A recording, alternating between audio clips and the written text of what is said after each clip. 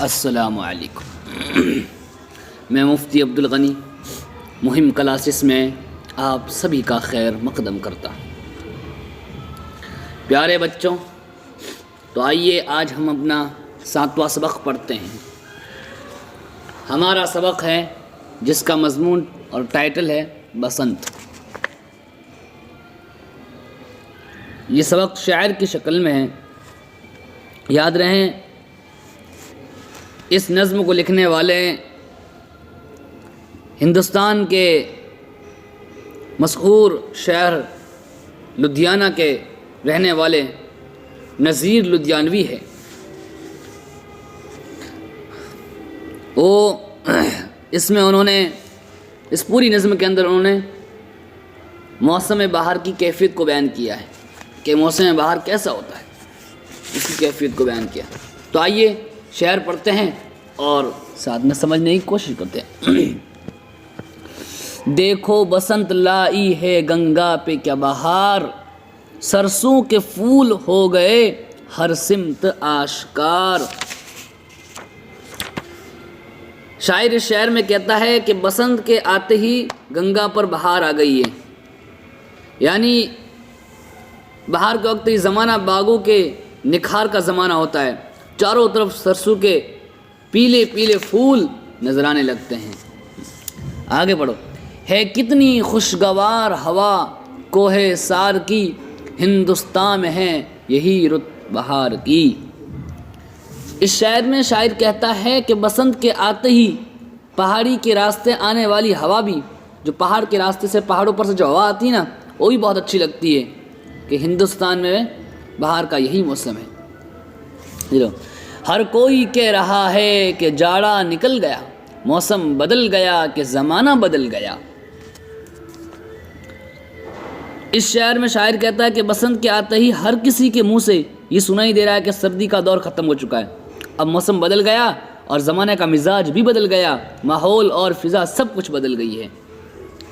آگے ہیں، آمد کی بہار کی ہے رہے کیوں اداس ہم، پہنیں گے شاد ہو کے بسنتی لباس ہم۔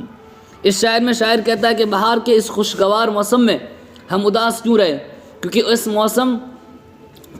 یہ موسم جو ہوتا ہے نا، خوشیاں منانے کا ہوتا ہے، اس لیے ہم بسنتی یعنی پیلا لباس پیلا کرتا وغیرہ پہن کر خوشی منائیں گے۔ ہندوستان کا یہ پرانا شعار ہے، صدیوں سے اپنے دیش کی یہ یادگار ہے۔ شاعر کہتا ہے کہ ہندوستان کا پرانا طور طریقہ ہے، یعنی یہ سلسلہ صدیوں سے چلا رہا ہے کہ جو ہمارے دیش کی یادگار ہے، کیا کہ گرمیوں کے موسم میں یہ بسنتی لباس پہننا۔ آؤ وطن کا حق محبت ادا کرے، ہم آنسوؤں سے پریم کا بوٹا ہرا کرے۔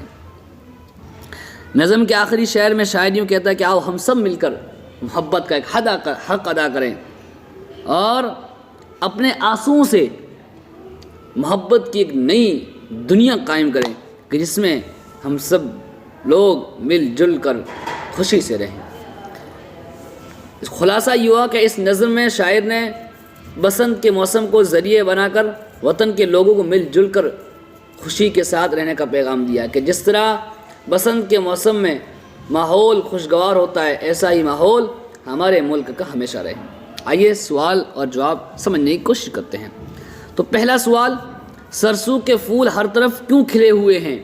جواب، بسنت کا موسم ہونے کی وجہ سے چاروں طرف سرسوں کے پھول نظر آ رہے ہیں۔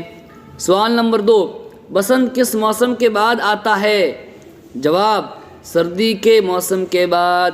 سوال نمبر 3، موسم بہار کا ہم پر کیا اثر ہوتا ہے؟ جواب، موسم بہار کے آتے ہی سب خوش ہو جاتے ہیں۔ یہ موسم بڑا اچھا ہوتا ہے، سب لوگ خوشی سے پیلا جوڑا پہنتے ہیں، پیلا کپڑا پہن کر خوشیاں مناتے ہیں۔ سوال، پریم کا بوٹا ہرا کرنے کا کیا مطلب؟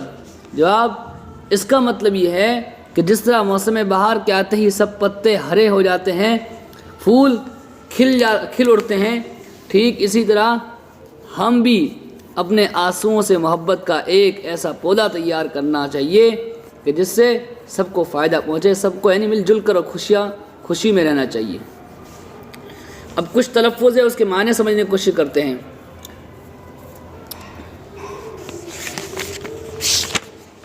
پہلا آیا بسنت یعنی بہار کا موسم، بہار کا ایک تہوار ہے.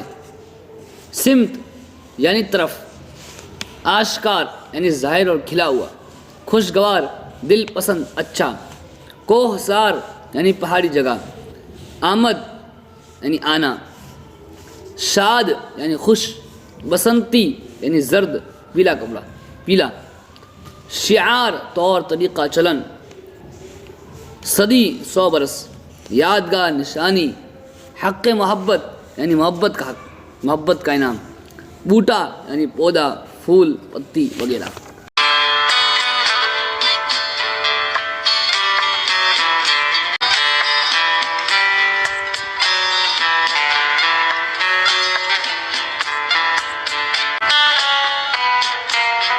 یہ مت کہو خدا سے میری مشکلیں بڑی ہیں، یہ مشکلوں سے کہہ دو میرا خدا بڑا ہے.